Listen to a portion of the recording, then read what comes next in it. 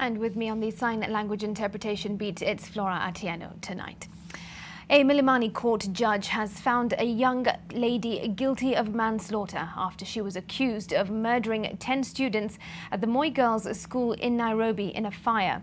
While handing out her judgment, Judge Stella Mutuku found that the prosecution had failed to provide proof of malicious intent beyond reasonable doubt.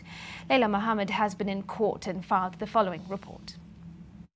This group of mothers, life has brought them together in more ways that they can imagine during the previous 5 years. Even as circumstances that led them outside Milimani courts at this very moment force us to blur their faces, private conversations with some of them show a sisterhood born out of loss and a 5-year wait for justice for the souls of their children taken away in the dark early hours of August 2017.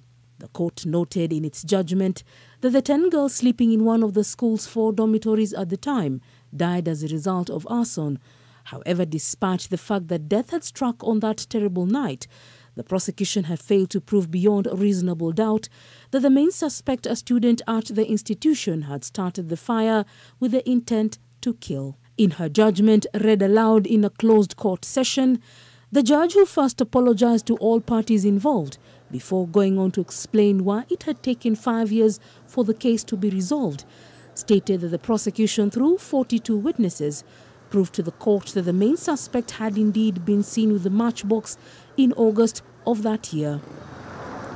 The judge, who handed down her judgment virtually, notes that the totality of the evidence, both circumstantial and direct, as well as expert evidence and the dying declaration and the subject's behavior and conduct, as testified by her classmates and friends, all point to the subject as a culprit. It is true, I've told you, we have deaths.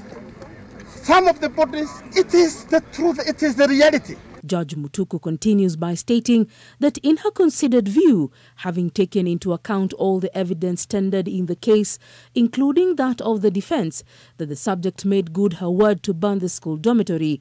She may have been joking with her friends and classmates at the beginning before opening the school, but this turned into a reality when circumstances of life, as shown by her frustrations, as expressed to her friends, and her conduct became overwhelming to her.